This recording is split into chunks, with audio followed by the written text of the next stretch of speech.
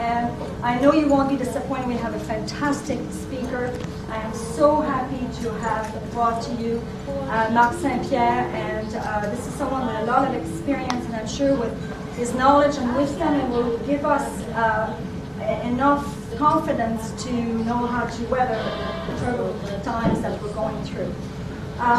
This evening we are going to start with, Terry will give us a little introduction speech just to warm up as a warming act, if you will.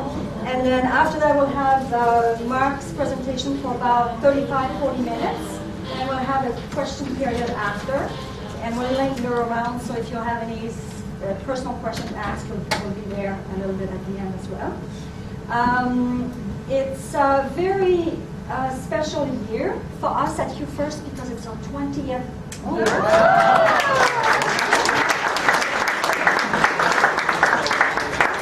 Terry and I started 20 years ago, November 1992, in the second bedroom of our rented apartment. And so we've come a long, long way, and it's so nice to see that we have people here tonight that have been with us from the very beginning.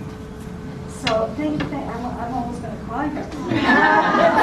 You know how easy that is. So thank you for being with us all this time, and we really, really appreciate your confidence and sticking with us, even though some years it's not so good, and it's been quite a stretch, I have to admit, but better times ahead, hopefully. So before I close, I just wanted to introduce the team to you, just to make sure everybody knows them. I will start with the longest employee, who's been with us 6 years. Janet, can you stand up? Janet has been with us for 6 years at You First. She is the person who does all those very important tasks like filing and getting the office organized and making sure you get a birthday wish. And then we have Mona. Mona, where are you? Mona, my friend for many years, who's also been with us for 5 years. And she's the one who answers on the phone and chats with you on the phone sometimes, find out what's happening in your life, book your appointments, and prepare the files for your annual review. And then we have Victoria, where you are, okay, there.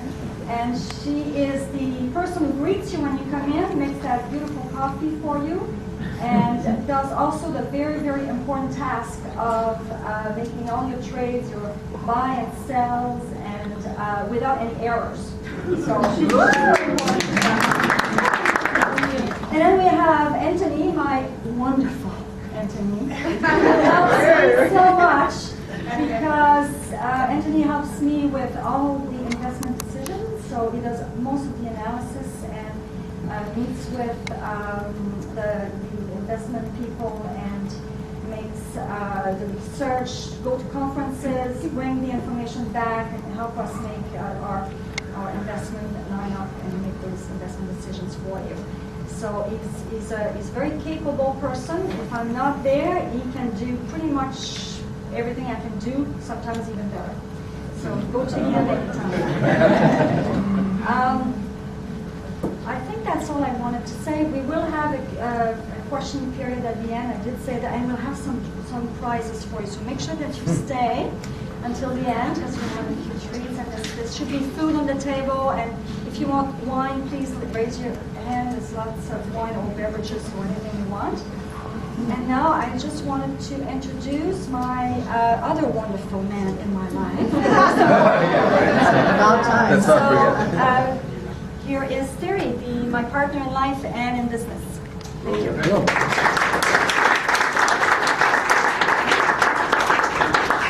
Who are all these other men then? Just you and Anthony. And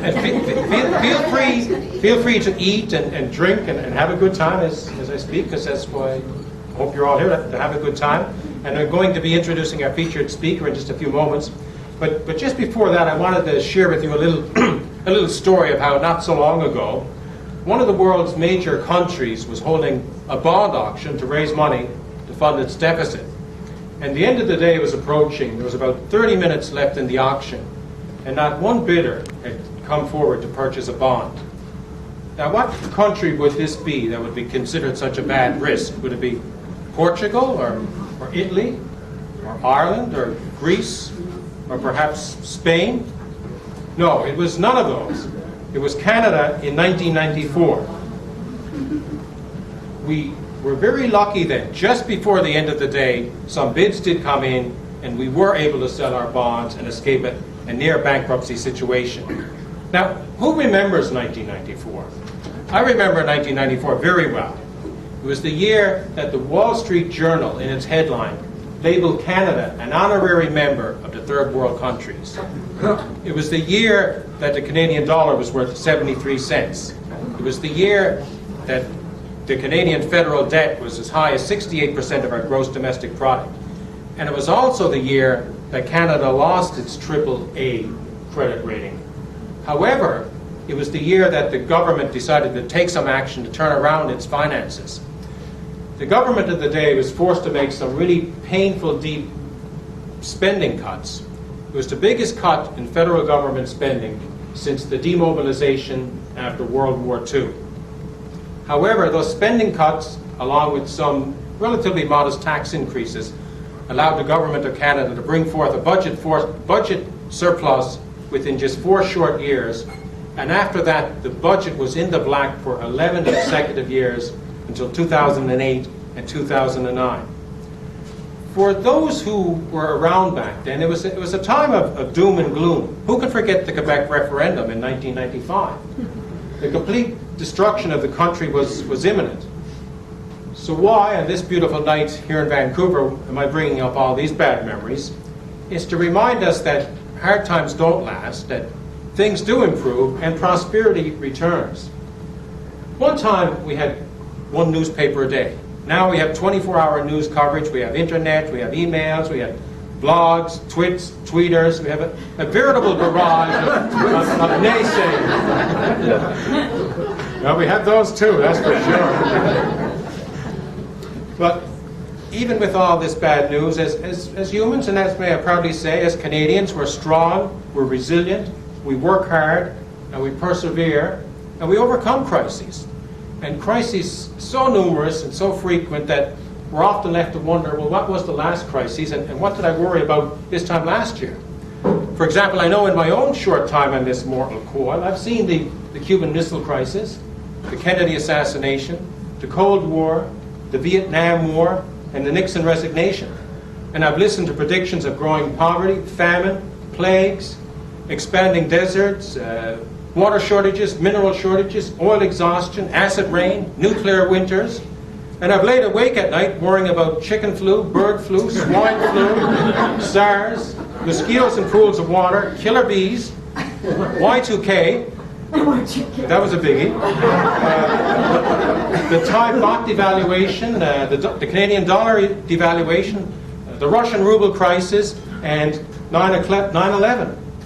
And after all that, look where we are today. We live in Canada, where in the past 50 years, the life expectancy rate has grown from 71 to 81.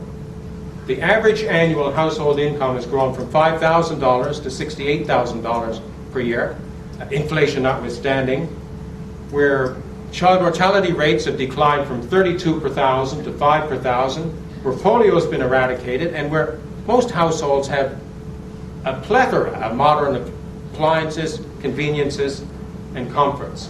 I live in a nation, yes, that I see is struggling, but always constantly improving, maturing, and growing better. I think the point is that there will always be a crisis and a worry out there for us. But we're resilient, we fight back on it, and we come through. That's what we do. We essentially climb a wall of worry.